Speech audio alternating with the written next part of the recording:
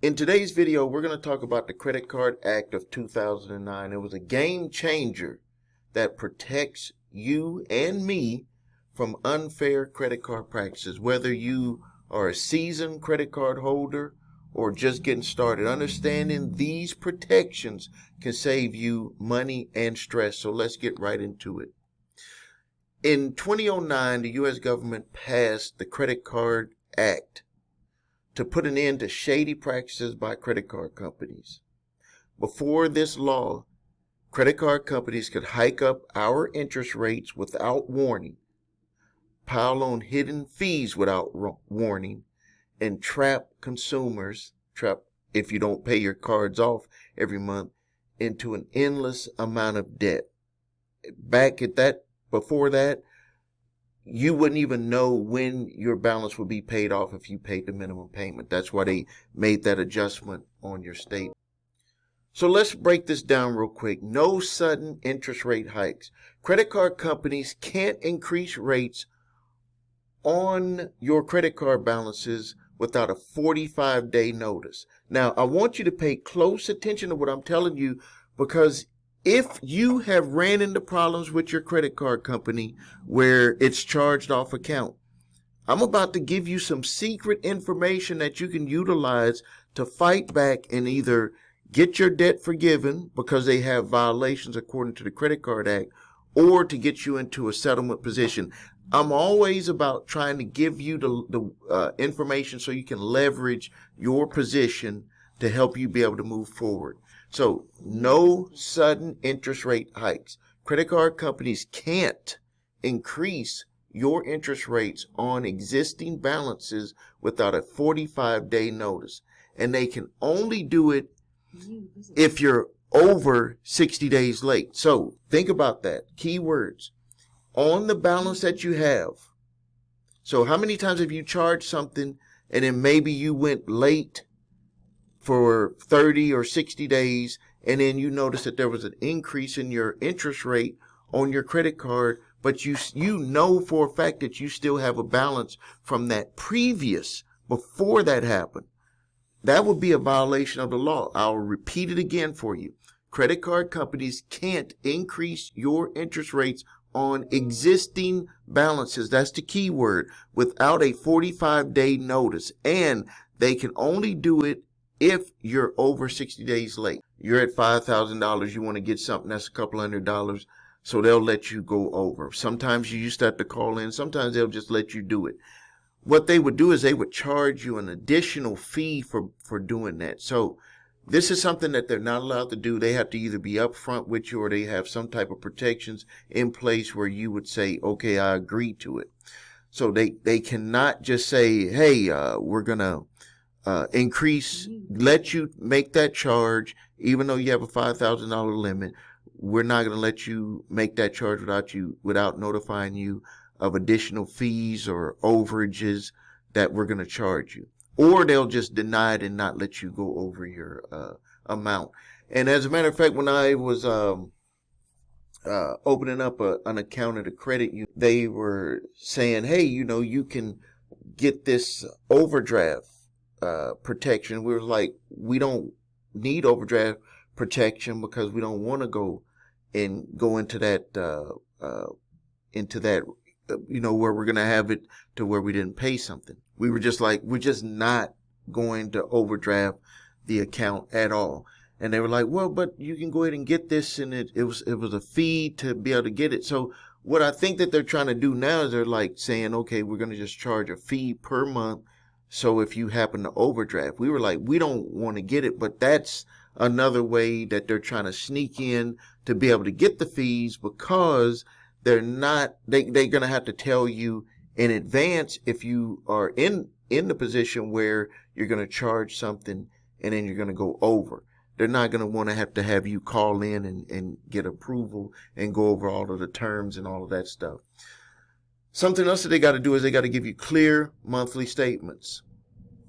Have you ever wondered how long it would take you to pay off a balance with the minimum payment? Now your statements have to show you exactly how long it would take. And by them doing that, it kind of lets everyone know where they're at, because a lot of times people just did not know. Another thing that they're doing is that they're protecting younger consumers.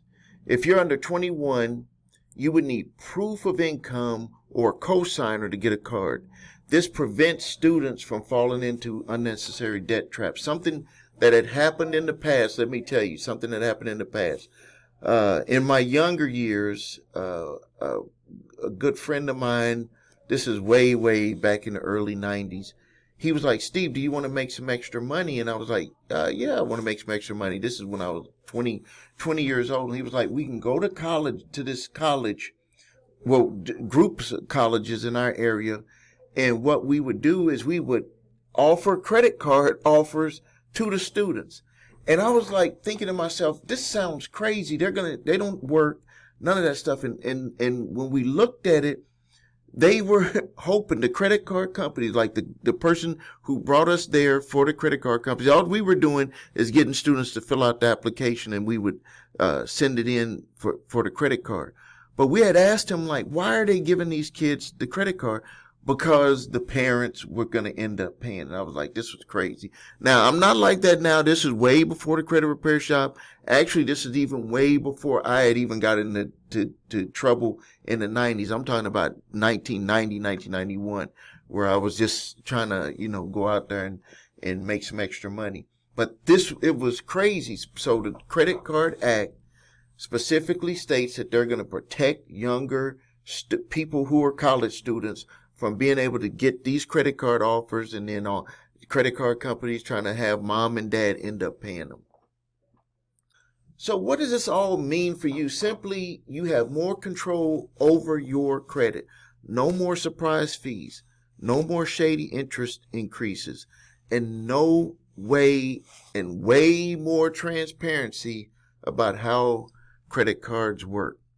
So now let's get into some of the myths and misconceptions about credit cards and the Credit Card Act. So myth number one, it eliminates all credit card fees. No, fees still exist, but they must be upfront and fair.